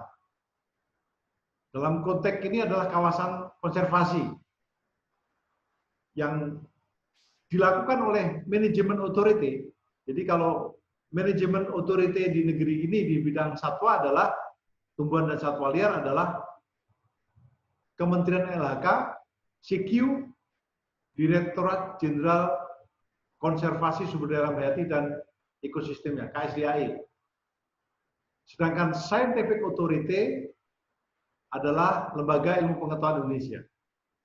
Kedua instansi inilah yang bertanggung jawab terhadap eksistensi, kehadiran, kelestarian daripada tumbuhan dan satwa liar. Nah, tindakan-tindakan di dalam in situ adalah identifikasi, inventarisasi, pembinaan habitat, penyelamatan, pengkajian. Yang lemah di kita adalah 1 dan 2 itu susah dilakukan. Inventarisasi, ini yang sampai detik ini, jangankan inventarisasi jenis, inventarisasi kawasan aja susah, yang tidak bergerak, apalagi jenis yang bergerak. Gitu. Jadi kadang-kadang kita mempersilahkan satu kegiatan tertentu di dalam satu kawasan, kita belum tahu apa isi kawasan itu. Padahal banyaknya sumber plasma nutfah. Kalau kita berbicara hidupan, tumbuhan dan satwa liar, saya ingatkan teman-teman setelah belajar hukum kehutanan, menyebut satwa, menyebut binatang, hewan itu adalah satwa ya. Jadi kita sebagai orang hukum taat asas, maka mulai hari ini setelah mendengar satwa ya, jangan menyebut orang hukum binatang atau hewan, tapi satwa, ya, satwa. Karena itu bahasa hukumnya. Nah, kadang-kadang potensi-potensi kita yang bukan main itu, apakah itu tumbuhan satwa maupun mikroorganisme di dalam hutan, belum teridentifikasi dan belum terinventarisasi kekayaan kita, tetapi sudah harus ratakan dengan tanah karena untuk pembangunan di sektor tertentu, apakah pertambangan atau kelapa sawit dan sebagainya. Ini yang kita sayang, karena kalau berbicara plasma nutfah, berbicara mikroorganisme, itu bukan kubik rupiah, kubik dolar, tetapi miligram dolar. Untuk apa? Untuk biotika, untuk obat-obatan. Banyak sekali kalau kita amati peneliti-peneliti asing, mudah-mudahan dia fair play, banyak yang unfair play, masuk hutan. Saya sering ketemu pada waktu itu di Taman Nasional di Jambi, Taman Nasional Berbak, ketemu sama orang-orang asing, ditanya udah punya izin, tidak bawa izin, dia bawa kantong, di dalamnya kita periksa banyak sekali biji-bijian. Nah, kondisi-kondisi ini juga perlu diawasi para peneliti-peneliti ini.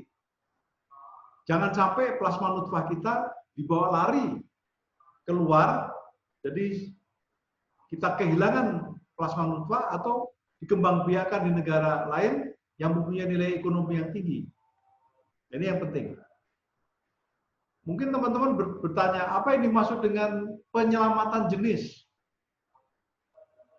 Apakah yang dimaksud penyelamatan jenis ini semata-mata karena fisik? Misalnya dijerat, di Taman Nasional ada harimau dijerat, di hutan produksi ada harimau dijerat, ada gajah dijerat, itu salah satunya. Tapi ada nggak bentuk penyelamatan jenis yang lain dalam konteks hukum ini?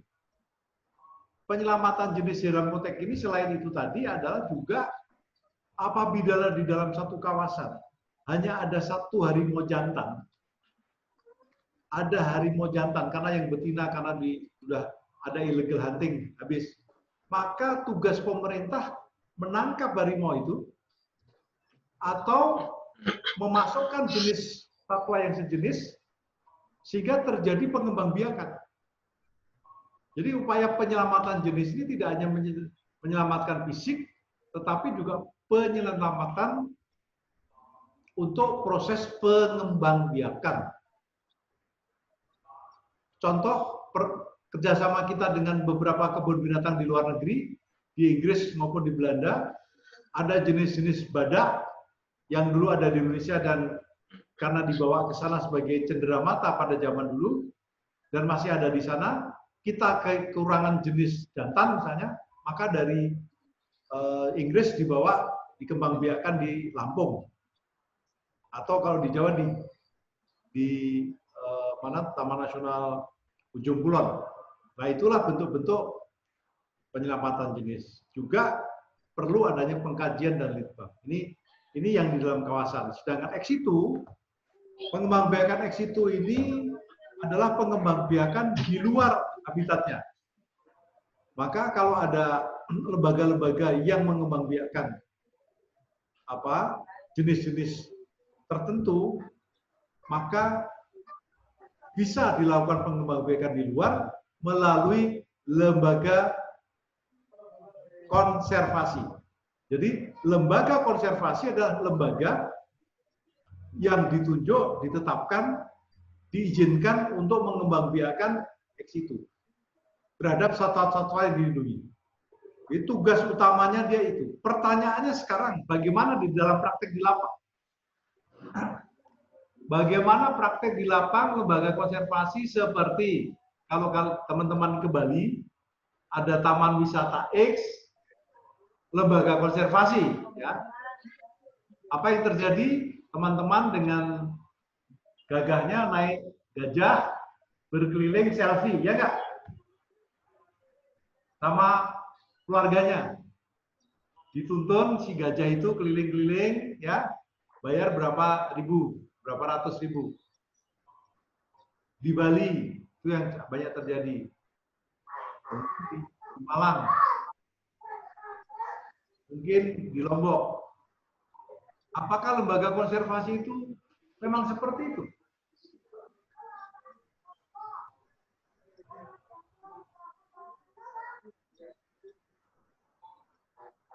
Per definisi undang-undang lembaga konservasi adalah lembaga yang ditetapkan ditunjuk untuk pengembangbiakan ex situ. Jadi tugas utamanya mengembangbiakan. Nah, kalau satwanya diperagakan, termasuk teman-teman sering selfie di depan gajah yang mengalungkan bunga itu atau bermain sepak bola itu, pertanyaannya kapan kawinnya gajah? Kapan berkembang biaknya? Artinya terjadi eksploitasi peragaan satwa. Nah, kalau lembaga konservasi sama dan sebangun dengan lembaga untuk peragaan satwa, ini sudah pragmatis, sudah melawan hukum. Nah, ini perlu ada penelitian. Jadi, lembaga konservasi hanya digunakan kedok untuk peragaan satwa.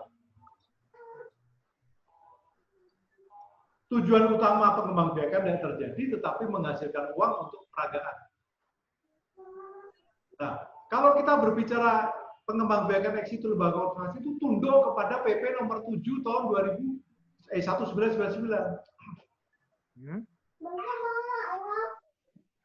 Lembaga konservasi itu diatur di dalam PP nomor tanya sama itu, mau lihat sama Mbak itu yang tadi yang ditangkap tadi, sama Mbak Tati coba. Nah, yang dikurung sekarang udah dikurung. Jadi lembaga, saya ulang ya, kalau lembaga konservasi itu diatur di PP 7, tapi kalau peragaan satwa diatur di PP 8. PP 8 tahun 99 berbicara pemanfaatan. Contoh, memperagakan di kebun binatang, itu peragaan. Hanya masalahnya sekarang antara kebun binatang dan lembaga peragaan jadi satu. Ini yang menjadi polemik. Ini yang perlu dipikirkan. Jadi banyak sekali antara hukum yang dicita-citakan dengan dalam praktek terjadi kesenjangan. Ini yang harus dikaji. Lanjut. Nah, kalau kita berbicara pemanfaatan, ini PP nomor 8. Beda dengan yang tadi.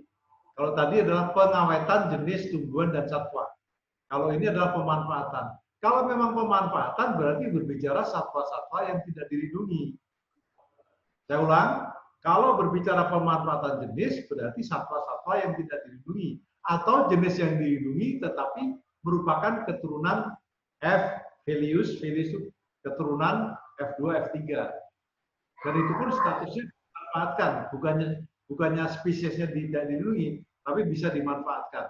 Pemanfaatannya untuk PP 8 itu antara lain untuk pengkajian, penangkaran, perburuan, perdagangan, peragaan, pertukaran kita dengan negara Malaysia dan seterusnya, termasuk budidaya tanaman obat-obatan, dan yang terakhir nih Pak Tumpal, Pak Rudri, Pak siapa yang di rumahnya sering ada burung berkicau, ya, bionias, jalak, ya, dan burung-burung tertentu pemeliharaan untuk kesenangan. Ini memang dimungkinkan di dalam PP nomor 8 dalam konteks satwa yang tidak dilindungi. Kalau dilindungi pasti melanggar ketentuan dan dapat disita untuk negara. Lanjut, kita udah waktunya ini. Maaf agak oke, lanjut lagi. Nah, ketentuan larangnya silahkan dibaca di dalam pasal 21, mengambil, menebang, dan seterusnya. Nanti bisa aja dibaca sendiri ya. Lanjut, Mas. Ini adalah ketentuan lanjutan, ketentuan larangan. Ketentuan pidananya adalah kumulatif. Tidak alternatif, tapi kumulatif. Ya. Dan denda. Jadi ancaman penjara dan denda. Lanjut. Nah, kalau kita berbicara pengawetan jenis dan pembuatan jenis, maka ada undang-undang atau peraturan yang terkait dengan aturan ini, yaitu Convention on International Trade Endangered Species Fauna and Flora, CITES. Ini dasarnya memang Kepres, karena pada waktu itu kebijakannya bahwa konvensi-konvensi yang terkait dengan perekonomian cukup dengan Kepres supaya mempercepat, tidak dengan undang-undang. Terus yang kedua, undang-undang kepabeanan. Kira-kira apa relevansinya? Relevansi daripada undang-undang nomor 10 tahun 95 tentang kepabeanan ini kaitannya dengan lalu lintas satwa, perdagangan satwa. Karena setiap peredaran satwa, setiap bergeraknya satwa dari satu daerah ke daerah lain harus dilengkapi dengan dokumen yang disebut dengan SATS-DN dan SATS-FN. SATS-DN itu surat angkut tumbuhan satwa dalam negeri, SAT-LN adalah surat angkut tumbuhan untuk luar negeri. Apabila tidak dilengkapi oleh surat-surat tersebut yang diterbitkan oleh manajemen otoriti, dalam hal ini ada Dijen PHKA, maka dapat disita untuk negara. Yang terakhir adalah Undang-Undang Lingkungan Hidup, Undang-Undang 32 tahun 2009. Saya kira itu teman-teman, nanti kita akan perdalam lagi ketika kita berbicara pidana kehutanan, mungkin setelah besok kita berbicara perburuan satwa di Taman Buru, itu akan kita secara khusus kita bahas. Setelah itu kita berbicara pidana kehutanan. Kita akan berbicara apakah perbuatan melawan hukum di bidang di sektor kehutanan itu merupakan extraordinary crime atau tidak. Saya kira itu ada pertanyaan sebelum saya tutup. Teman-teman, munculkan deh. Ya Pak. Ada pertanyaan silakan. Pak Budi. Yuk. Roni Pak. Wah, silakan Mas. Iya Pak. Saya kan di sini bekerja di pembangkit listrik tenaga air nih Pak. Ya. Sebelah pembangkit listrik tenaga air ini ada namanya ekosistem Batang Toru Pak. Di daerah Sumatera Utara. Iya, Batang Toru. Taman Nasional Sumatera Utara. Ya. Iya betul Pak. Nah di sebelah situ kan banyak satwa-satwa itu orangutan yang baru diketemukan jenis baru, yaitu orangutan Tapanuli. Ya, tertua itu Mas. Iya betul. Oke. Nah saya pernah ada diskusi dengan Ibu Puji dari IPB, lalu dengan Pak Sugarjito, dengan Pak Barita Manulang, lalu dengan Pak Sarjana dari WWF, Pak Sarjana Manulang juga. Nah, di sini menurut Ibu Puji, semua satwa itu yang berada di hutan itu sifatnya liar, katanya Pak. Termasuk tadi Bapak yang sebutkan itu ada gajah yang di Bali, itu semua sifatnya liar. Cuman ini ada pemaksaan atau penundukan dari manusia agar mereka mengikuti instruksi apa yang kita harapkan, apa yang kita inginkan. Nah, menyinggung sedikit Pak masalah tentang satwa-satwa ini. Di ekosistem Batang Toru juga sama kayak tadi Bapak bilang di Jambi, itu banyak orang-orang bule mengambil DNA, mengambil bulu-bulunya. Bahkan bukan hanya orangutan, terenggiling dan lain-lain itu diteliti Pak. Sehingga DNA semua yang ada di dalam itu dibawa ke luar negeri dan mereka yang menjadi populer dan mereka yang menemukan gitu Pak. Profesor-profesornya itu menjadi mewahnya itu di luar gitu. Kalau kita bilang saintis di Indonesia nggak populer lah Pak gitu. Kalah saing dengan saintis yang ada di luar negeri. Sebenarnya memang betul Pak, pengawasan di dalam negeri ini memang sangat kurang sekali. Nah, berbicara mengenai tentang hal seperti ini, seharusnya ini menjadi nilai jual kita, DNA pun menjadi nilai jual kita. Lalu kalau mau belajar, datang ke sini gitu, sesuai dengan izin permit yang ada.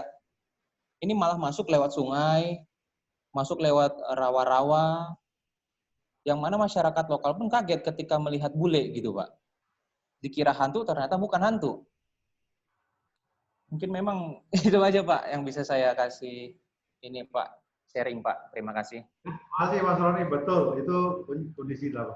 Batang Toru memang dulunya hutan lindung kalau tidak salah. Sekarang ditetapkan sebagai kawasan konservasi karena ditemukan jenis spesies orangutan yang ternyata paling tua posisi hukum. Jadi kalau manusia mungkin Homo sapiensis yang masih hidup dan malah justru bukan gede, lebih kecil dia, lebih kecil tapi lebih lincah. Nah, adanya peneliti-peneliti yang unfair ini memang harus ada sikap tegas dari pemerintah bahwa perbuatan-perbuatan mereka ilegal. Namun, Mas, dalam konteks penelitian, dalam kerjasama internasional, kita memang punya Kepres 100 tentang tata cara melakukan penelitian. Tolong dicek. Kepres 100 tahun 99 tahun 2000 berapa? Maaf nanti dicari ya. Kepres tentang penelitian. Itu ada tata caranya dan ada prosedurnya. Dan hasil daripadanya, hasil dari penelitian itu harus bagaimana? Itu ada ketentuannya. Hanya sekarang tadi kelemahan kita sekali lagi tempat mengontrol, mengikutkan peneliti pendamping ini yang apakah dilakukan atau tidak. Mestinya hasil penelitian itu tidak bisa langsung digelontorkan semua menjadi milik the origin country kita itu nanti gimana? Ini yang penting perlu harus waspadai. Nah, teman-teman sebagai mahasiswa hukum mestinya ini bisa menjadi tulisan-tulisan ya di grup ini, angkatan ini menulis untuk dirjen PHKA ya. Gimana ini hasil diskusi-diskusi kita ini dikumpulin menjadi satu bentuk apa catatan-catatan ilmiah yang bentuknya adalah pertanyaan-pertanyaan dan permintaan pertanggungjawaban terhadap pemerintah, CQ Management Authority dan Scientific Authority di dalam mengelola satwa ini. Karena kita sungguh sangat khawatir terhadap eksistensi keberadaan satwa ini. Mengambil plasma nutfah itu tidak perlu berkilo-kilo. Cukup dengan serum darahnya pun sudah dibawa berapa tetes saja sudah bisa dikembangkan biakan di luar. Ya, seperti yang sekarang lagi rame-rame COVID ini, kita sedang lebih memproduksi antibodi ya, vaksin. Demikian pula darah dari satwa itu bisa juga nanti dikembangkan biak di sana, bisa untuk obat. Ternyata ini mampu untuk bertahan terhadap penyakit tertentu atau untuk biotika yang lain, termasuk untuk kosmetika. Jangan-jangan setelah disuntikkan dengan serum itu orang jadi awet muda, misalnya itu. Bisa jadi, gitu loh. Jadi ini bukan main, kita dikaruniai seperti ini, tapi kalau belum mampu. Orang hukum sejauh mana mengontrol? Lah orang hukum yang belajar konservasi inilah yang sebetulnya yang paling dimanja untuk maju ke sana. Jadi bersyukurlah kita memancing diskusi setiap Kamis ini. Tolong teman-teman kembangkan ini. Yang masih muda-muda ini untuk itu. Dan itu bisa. Nah terkait dengan satwa-satwa itu sekarang ini saya khawatir terhadap kesejahteraan satwa. Animal welfare. Satwa-satwa disuruh sepak bola, terus mengalungkan, itu sebetulnya bertentangan dengan prinsip-prinsip konservasi. Ya, itu sangat bertentangan dengan prinsip. Kita harus menghindari semacam itu, tidak boleh. Jadi lembaga konservasi berbeda dengan lembaga untuk peragaan satwa. Lembaga konservasi tujuan utamanya adalah untuk pengembangbiakan. Kalau terjadi peragaan satwa di lembaga konservasi adalah melawan hukum dan pasti satwa-satwa yang menjadi target tidak akan berkembang biak dengan baik. Nah, silakan dipertanyakan itu di teman-teman di tulisan-tulisan nanti, ya. Saya kira itu ada lagi ini waktu kita nanti saya dimarah sama fakultas nih, terlalu berlebihan waktunya. Ada lagi sebelum ditutup? Cukup ya? Baik, Pak Budi mau menambahkan, Pak Budi? Cukup, Pak. Ada, cuma memang ini Pak, sekarang ini kan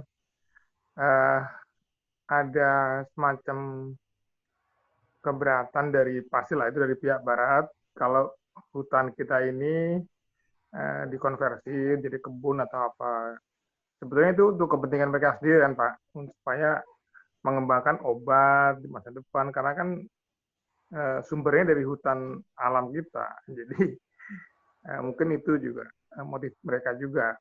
Sebenarnya kita sama-sama sih, motif kita juga ingin melindungi hutan kita juga sih sebetulnya. Cuma tadi yang saya tertarik dengan ternyata ada pencurian-pencurian itu ya, plasma nutfah ya Pak ya. Dan pencurian itu yang mungkin perlu kita waspadai. Tapi ya saya melihat kelemahan di bidang secara umum ya Pak ya. Di Indonesia ini kelemahannya kita bisa bikin peraturan bagus-bagus, tapi kita tidak bisa menegakkan secara efektif. Itu yang menurut saya kelemahan kita itu Pak. Di semua bidang mungkin malah. Kalau saya lihat. Jadi ya mungkin catatan buat para mahasiswa nanti kalau mau menganalisis ya kondisi hukum di Indonesia, peraturan kita bisa buat peraturan yang mungkin tebal-tebal seperti Undang-Undang Cipta Kerja kan 1000 halaman, tapi nanti bagaimana penegakannya, satu, kedua, apakah hukum yang tebal ini juga sudah memenuhi rasa keadilan, itu yang mungkin perlu kita pertimbangkan lah. Hanya itu Pak, mungkin dari saya. Terima kasih. Baik Pak Budi Darmono, teman-teman mahasiswa semua, jadi hari ini kita cukupkan sekarang, sekian. Minggu depan kita berbicara masalah pengelolaan taman guru, ini juga sesuatu yang menarik, yang tidak dikelola dengan baik. Kita angkat menjadi topik diskusi kita. Bahan 3 hari atau 4 hari sebelumnya akan saya sampaikan. Jika saya ke depan itu akan senang apabila setiap pertemuan kita tuh lebih baik diskusi. Teman-teman yang lebih aktif ya, kan yang biar pinter teman-teman semua. Baik, saya akhiri. Selamat malam, selamat istirahat, dan sampai jumpa hari Kamis. Terus untuk Pak Tumpal, Pak Adityo, Ketua Panitia Pertemuan, Pak Budi, izin saya akan mengumpulkan kawan-kawan yang di Jakarta ini. Saya silakan. Mau kopi darat. Mau kopi darat. Kopi darat. Kapan itu kopi daratnya? Saya minggu depan gitu, ya, karena dan saya tidak ingin membebani mahasiswa Pak Budi, jadi itu tanggung jawab saya. Jadi yang penting teman-teman mau datang saja udah bagus. Yang penting kumpul-kumpul ya di tempat yang gampang dijangkau. Nah, sekarang waktunya silakan dirembuk teman-teman itu. Nanti saya ada beberapa buku yang mau saya bawa. Saya akan berikan yang bisa menjawab pertanyaan saya. Baik, demikian Pak Budi, matur suwun, terima kasih teman-teman semua. Terima kasih semua. Sampai ketemu lagi minggu depan. Terima kasih Pak Budi Rianto, Pak Budi Darmono, kawan-kawan, makasih. Terima kasih Pak. Terima kasih Pak Budi. Terima kasih Pak.